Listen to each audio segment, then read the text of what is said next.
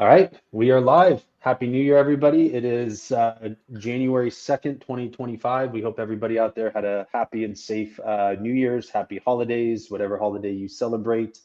And looking forward to being here with my partner, Alvin, discussing, I guess, kind of an unsexy topic, unless you're, a media buyer like Alvin, then, he geeks out over this type of stuff. But what we wanted to focus on today is, and one thing that we're seeing just so many companies missing the boat on, is exclusion list. Everybody's so focused on targeting. Who do I target? Who's our ideal client? Blah, blah, blah. But there's a whole nother side of that to the algorithm, to the ad platform's algorithm, where who you're targeting is important, but who you're not targeting or excluding is almost equally important. Correct, Alvin? Yes. So then, could you touch a little bit, Alvin? We were just talking about this, but what is the what's the normal exclusion? How do, if you're a normal media buyer right now, what are they doing to kind of build exclusion list, or what do they have available? Let's go over that first, and then we'll touch on why our exclusion lists are like on steroids compared to what's available right now. So go over real quick what's available to them, Alvin. So on Google Ads, search ads, YouTube ads, Google allows you to exclude homeowners, renters, people in a specific household demographic of income. Obviously, you have your genders, your male and female. You have your parent or not a parent, right? So those are the traditional, kind of like the demographic type of exclusions you could do on Google. On Facebook, good luck. They took all that stuff out. You don't really have much to exclude, except for maybe your website visitors, people that submitted a form in the past 30, 90 days or 180 days. The other one would be people that clicked on your ad or people that viewed a video at a specific point in time. So you could do exclusions off of those, what Facebook allows you to do. But what we want to do is, or mention or talk about is, we're able to enrich your data with more firmographic data points. Well, hold on real quick. And this is just, up front on my data discovery calls and stuff, when somebody asks, or if I ask somebody, do you have an exclusion list? It's like, oh yeah, we have a list of people who have D&D'd us or have asked not to be contacted. Right. Which, okay, obviously you should have that list, but at the same time, there's so much more. Like, if that's your only exclusion list, people that said, hey, I don't want to be contacted by you anymore, there is a ton of more people out there, which we're about to dive into. So it's, what if we could exclude people based off qualifications, right? Which is, I think, how, Facebook and these other ad platforms let you used to exclude or include, I guess, based off income and things of that nature. But what we're doing with our clients is, imagine being able to take your site visitors, 50% of your site visitors, 50 to 60% of your site visitors, enrich that data with 380 plus data points, such as homeownership, income, whether or not they have kids in the household, things of that nature. And what most people do is they'll identify, you ask somebody, who's your ideal client profile, and they're going to give you 3 to 5 bullet points, right? It's like reciting. What if we could help you identify that client profile based off 10 to 15 data points? But then what if we could also help you identify your non-ideal client profile? So now what if we could identify, hey, if somebody isn't making enough money, if they're not a homeowner, if they don't have a kid in the household, we want to exclude them. We don't care if they've asked not to be or contacted by us or not. We know that they're not going to qualify. So why would we send that data back into the ad platforms to retarget them? We're going to take the site traffic, your site traffic, and be able to divide it into ideal client, ideal consumer profile, and stream that back into the ad platforms for retargeting. But then we can also create these exclusion lists that we can utilize amongst the ad platforms. Alvin, this is getting to be above my pay grade. I'll let you jump in here. Yeah, so typically there's going to be some media buyers out there where they like using Advantage Plus, pretty much broad open targeting. Well, you're just relying on Facebook to find you your ideal customer avatars or your profiles to get them to click on your ad and land on your landing page. But the thing is, that's going to be it's going to come with like a mixed bag of good traffic and bad traffic, right? Which is fine. So if we're able to pixel your site and identify the traffic and enrich it with more data, now we can kind of clearly see, all right, who's coming in, and like who can we want to trim that fat by all right, people that are making under 50,000, people that are single, people that are renting, we could clearly see that data. And what if we showed it to you? Like, yeah, we don't want that because they typically might not have money. They're not our ideal customer But profile. but also more importantly, what if you could show that data or put it Mhm. into Facebook's algorithm where it's like, Yes. hey, just like we give Facebook data to say go find people that look just Hmm. like this, we're also giving Facebook data to say, hey, avoid showing our ads to these type of people. Correct. So one thing we want to do actually that we want to actually test is what if we did, people are always doing lookalikes of their seed audiences, right? Well, what if we did lookalikes of an exclusion list and then included that into your campaigns to find more people that look like this exclusion list and block them out and train the AI that way. So Yeah, that's I like guess another angle. at this point you just brought up the comment. It's really about, when I say algorithm, I guess it's all AI. AI now. AI, It's all this, yes. it's all AI, right? So we're basically, the more data that we could feed into, whether it's good signals or bad signals, the more signals that we could send into the algorithm, the more accurate, high quality signals, because obviously if they're not accurate, then they don't do any good. But the more accurate, high quality signals we could send into the algorithm, the faster the algorithm can, what I like to say, fail and fail and fail, and basically until you find the winners, until you find those winning audiences and those winning campaigns. Yeah, like there's ways where you're just like forcing the AI to reset because they're like you're training the pixel to find people like that. Well, again, you're gonna get bad traffic, bad leads probably. Like, well, how do I we had one client like, how do we improve the quality? It's like, well, let's enrich the data. Let's see what kind of traffic that you're getting. And then we found out people that are making over 150,000 and more, well, doesn't that match your ideal customer profile that are closing $10,000 programs? Like, yes, it does. Let's go find more of those and then just find the pattern, give that pattern back to Facebook and Google so that way the AI can learn.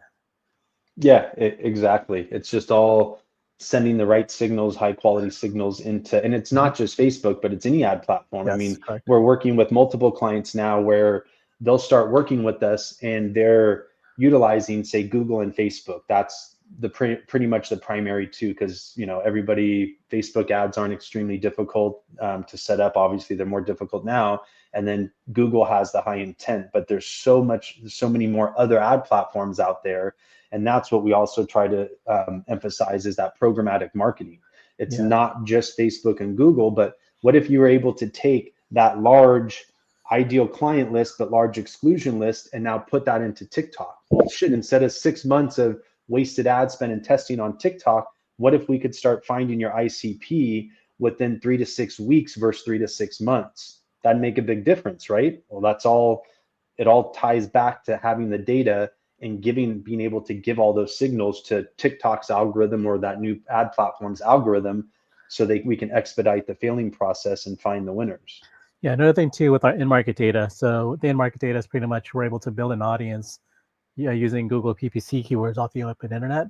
So we have one client where they deal with high ticket coaching for moms, professionals that need help with health or fitness.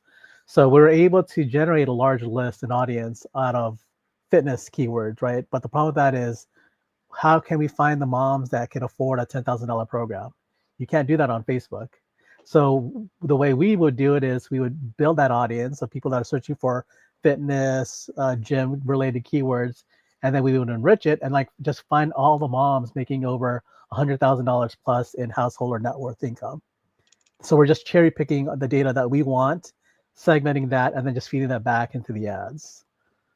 Well, yeah, because I mean, so for example, we were talking about this the other day, where we're obviously identity resolution is becoming more and more popular, right? Where we're identity resolution companies are popping up, which we obviously identity resolution, we have our own pixel, that's part of our process, but are they identifying those individuals, enriching the data, or because at that point, if you're just identifying 50 to 60% of your site traffic and feeding it all back into a big email campaign, retargeting campaign, then statistically, you're still, unless you know that all of your site traffic is your ideal client, which I don't know how you would possibly know that or guarantee that, you're still wasting a lot of money during those retargeting ads, likely retargeting One, bots, which we haven't even talked about, but because I was on a previous podcast, listen to the other episode. But one, we make sure you're not retargeting bots. Two, we make sure you're retargeting, what did you say, like that cream of the crop, the best of the best clients. Don't just retarget everybody, because again, it's all ties back to wasted ad spend.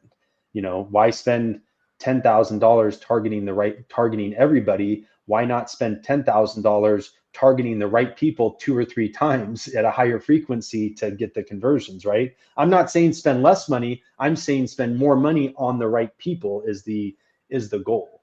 Right. Pretty much what you want to do is you're like, hey, we have companies that are having issues with scaling their campaigns. They can't spend enough because, they might be scaling to the wrong audience, to the wrong budget, with the wrong budget or whatnot. But if we're to, hey, here's the data, this is what the data is telling us, and we're finding this little segment here matches your ICP, why don't you scale that audience with more money? Yeah, exactly. I mean, we were talking to one of the casinos, doing a day discovery call with a large casino group, and it's like, they obviously give out promotions, and it's like, instead of trying to just give out shit to everybody, excuse my language, how'd you like to give out more stuff to people that actually have a $250,000 net worth and make over $75,000 a year, that can actually afford to travel to your casino and drop several $1,000s? Like, stop, go give more gifts or better gifts, or invest more in those people than, stop wasting money off the guy who hits your website and, just lost his job or doesn't make more than 20 grand a year and can't afford to gamble. Or hell, even if he does gamble, he's going to come in, gamble at your $1 tables and suck down all your free drinks, right? Yeah. Yeah. I mean, just going back to the in-market and files, like, again, we're able to give our clients intent, but what about the financial, the psychographic data, the demographic data, all that other stuff that's important? If you knew about it, we reveal that to you as like, wow, what else can we do with this data? There's a lot you can do with the data when you see it. Yeah, well, I mean, think about even the in market with the enrichment piece. It's not just about, hey, here's a million people that, if you're working with a roofing contractor, it's not, hey, here's a million people that just search for some sort of roofing related keyword term. Right.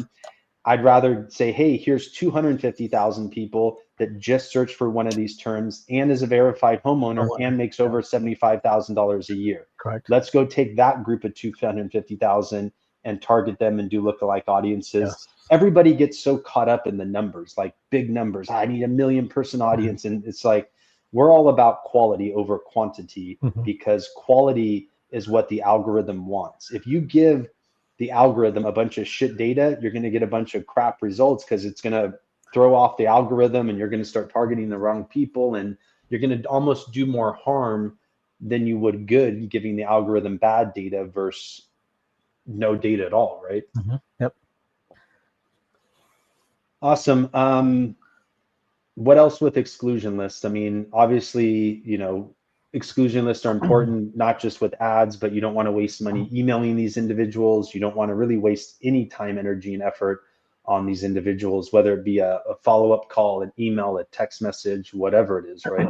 Yeah, even like with credit ranges, which is something that we could show, is like, like if you have a program where it requires financing, like that would be important for the salespeople to kind of like, hey, give me your best salesperson and just, follow these people or follow up with these people, target those people, because they're likely more qualified to buy your product or your service.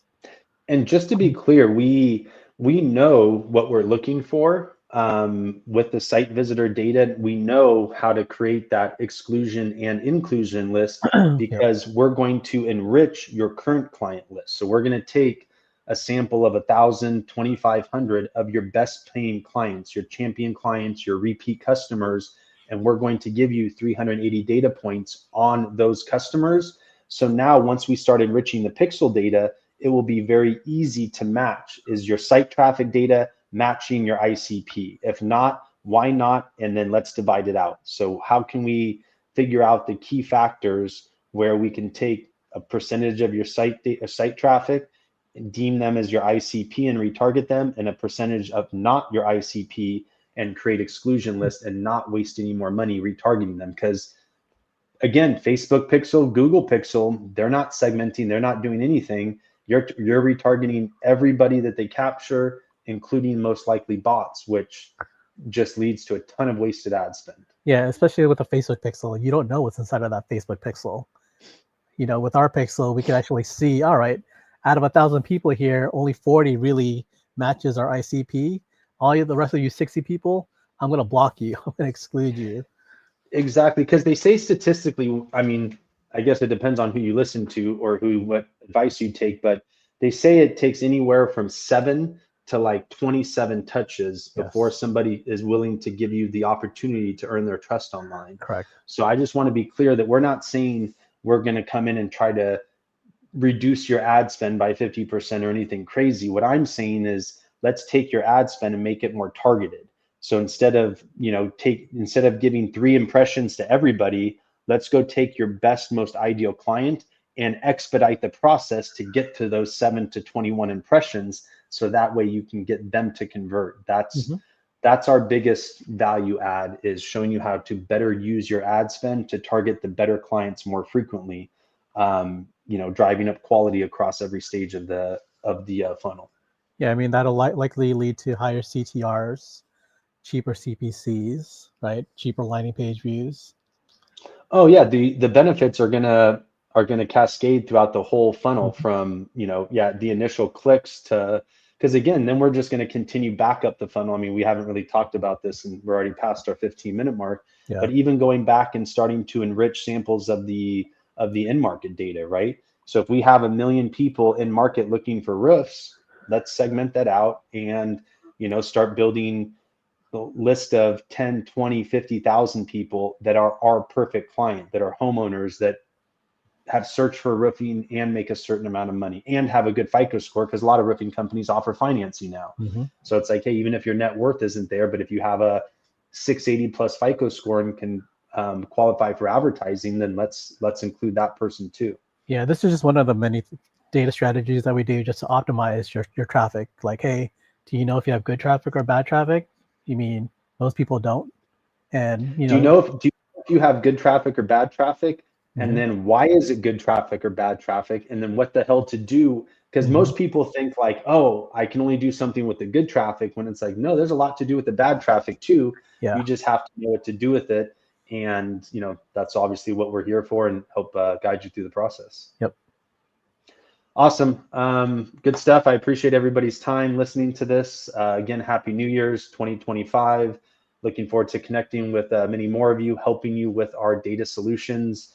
I feel like we're finding new ways to implement and leverage the data for clients, almost on a daily basis. I mean, our core principles are there, and how we're using the data and showing clients how to monetize it. But then with all these new clients that we're bringing aboard, different niches, things like that, we're continuing to expand and have new ideas and new ways to leverage and monetize the data. We're definitely solving a lot of different harder problems with data.